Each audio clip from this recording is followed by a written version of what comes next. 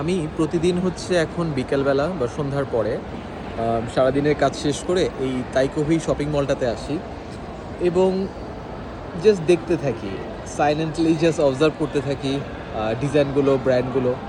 So আমি আগের ভিডিওতে বলছিলাম যে এই মার্কেটে like most probably 50+ or 100+ brand আছে, ওয়ার্ল্ড ওয়াইড নোন কিছু ব্র্যান্ড আছে, লাইক প্রাডা, গুচি, ডিওর অ্যান্ড হচ্ছে channel and many more brands. So আমি যেটা করি যে প্রতিদিন আসলে আসি এখানে, আমার ভালো লাগে আর টুকটাক কিছু খাই, লাইক ফ্রেঞ্চ ক্যাফেটা তো দেখালামই। ফ্রেঞ্চ ক্যাফেতে হচ্ছে প্রচুর হাবিজাবি জিনিসপাতি খাই, নট হেলদি। সো আমি ভাবি আর দেখি আর ভাবি অ্যাকচুয়ালি যে I think I can live my life, I think I can live my rest of the life, এটা চিন্তা করে যে অলরেডি যেই ইনোভেশন অ্যান্ড যে ডিজাইনগুলো অলরেডি আছে, এক্সিস্টিং করছে, সো ওই জিনিসগুলো দেখে দেখে আসলে বাকি জীবন পার করে ফেলা যাবে বলে আমার ধারণা। It's amazing how they solve each and every part, how they solve each and every spaces, সব ডিজাইনগুলো, সব জোনগুলো ওরা কীভাবে আসলে চিন্তা করে কমপ্লিট করছে, ডিজাইন ফিলোসফি, ডিজাইন সাইকোলজি, এটা না অন্য ধরনের একটা ফিলিংস দেয়। আমি অনেক ডিজাইনারকেই জানি, যেহেতু আমি অ্যাজ এ ডিজাইনার আমি ইন্ডাস্ট্রিতে আছি, আর্কিটেক্টদের সাথে কথা হয়, ডিজাইনারদের সাথে কথা হয়, আর্টিস্টদের সাথে কথা হয়। সো আমার কাছে যেটা মনে হয় আর কি, লাইক সবাই আসলে এই টাইপের একটা স্পেস চায়, একটা জোন চায়, যেখানে মানুষজন চিন্তা করবে যে এটা কেন হয়েছে, ওটা কেন হয়েছে, অবজার্ভ করার মতো একটা ব্যাপার। সো আমার হঠাৎ করে মনে হচ্ছে কি, আমাদের দেশে আসলে প্রচুর ভালো ভালো ডিজাইন তো আছে, বাট হয় না যে ছোটোবেলা থেকে দেখে আসতেছি বা চোখের সামনে হয়ে আসতেছে, দ্যাটস ওয়াই হয়তো বা চোখে পড়ে নাই, অথবা স্পেসের কারণে দেখা যায় এতটা ফুটে ওঠে নাই। লাইক আমাদের বিল্ডিংগুলো আমরা যখন দেখি তখন আসলে হয় যেটা, যে বিল্ডিংয়ের ফাসাদগুলো তো সুন্দর, লাইক মেবি সাউথ ফাসাদটা খুবই সুন্দর, বা দেখা যাচ্ছে নর্থ ফাসাদে আসলে কোনো একটা বিল্ডিং বা কিছু একটা দিয়ে জিনিসটা ঢেকে গেছে, এই টাইপের একটা ব্যাপার হয়। তো এই কারণে দেখা যায় অনেক বিল্ডিংয়ের বিউটি, অনেক স্ট্রাকচারের বিউটি আমরা সামহাও ফিল করতে পারি না, চোখে পড়ে না আমাদের, এই টাইপের একটা ব্যাপার।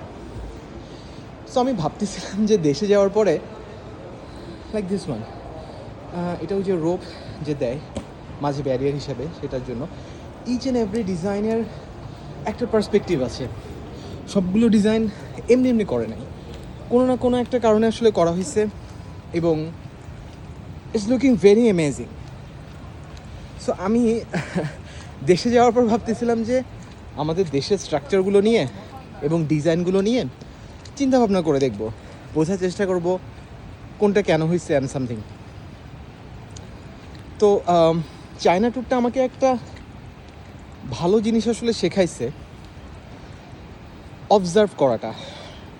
আমি সবসময় অবজার্ভ করতাম, বাট এখানে আসার পর না আমার কাছে অন্যভাবে আসলে অবজারভেশনটা মাথায় আসছে।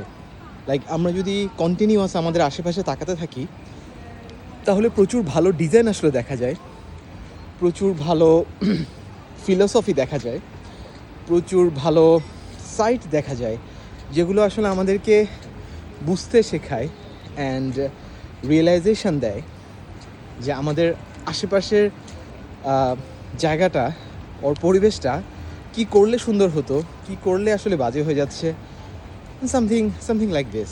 সো এই স্পেসটা আমার খুব প্রিয়। এটা একটা রুফটপ রেস্টুরেন্ট, এখানে অনেকগুলো রুফটপ রেস্টুরেন্ট আছে, দিস ইজ অলসো রুফটপ।